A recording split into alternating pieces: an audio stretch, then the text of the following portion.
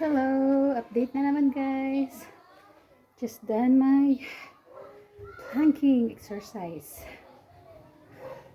So kay hapon naman ta namang no, kay night shift man. 3 PM na ako namang no. Pag mangno na ako, nikuan na ko sa boiled egg.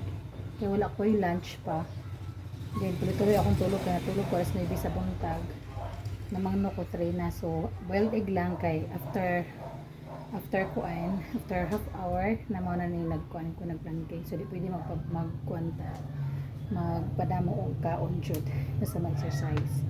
So sa boiled egg lang kay wag lunch na to siya nako, mo to akong lunch, and karon na pong dinner nangho ko kalugbati diri sa akong likod sa akong balay. Nalugbati niya may okra akong i-chop ang okra niya, ihalo ang pati kalugbati i-chop na ako. Hindi na ako siyang i-fry lang sa gamay lang kayo nga vegetables oil. Then butangan ako egg. Ikuan ako scrambled. So man na akong i-dinner niya. Pero sa ila magluto ko sa ila pag og sudaan. Akong duha ka anak ginuon ko. Ka mga arte dili na mo kaon bisan na akong lutoon nga na mga gulay-gulay nga kuan sa galwata na ko itlog. Arte na labi na akong panganay akong eldest. Si Kuya mas binta na akong bunso nga babae. So ay, good to kuan good. Na ako mga cellulites, mga burot-burot dati kay tungod na sa fats, di ba? So medyo na kuan siya ako mga burot-burot guys, dinhi kaya ako nang hita.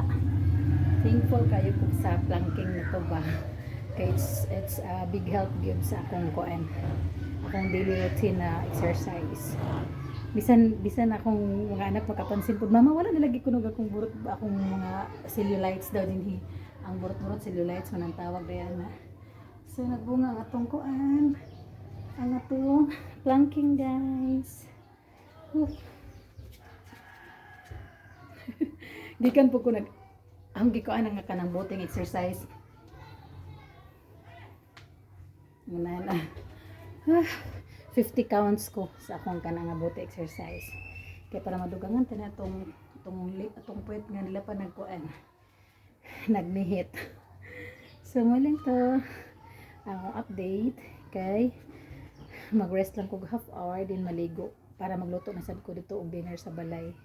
Tema ko sa akong balay pero maglutuan na to ko sa akong parents kay duha ra man sila si mama si papa.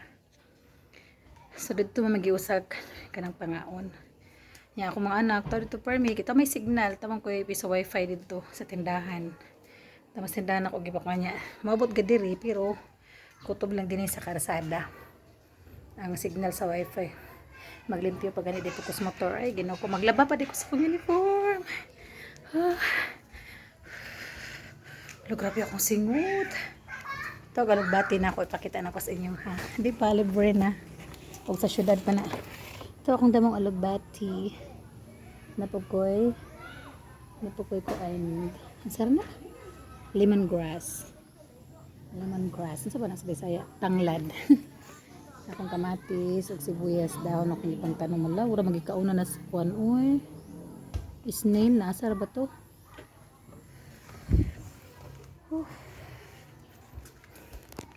Time check is ko ana karon 5 PM na maglaba pa ko. Di ganun kaya damo kung duhala ka pair sa uniform din.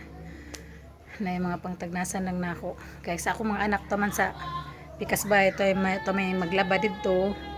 Muhatag lang po kong kada suldo na kumuhatag ko siya sa iya ha.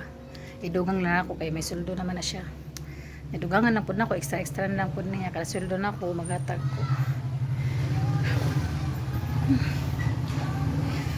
Kani nga akong pang sports ko dito pa ni sa Hong Kong.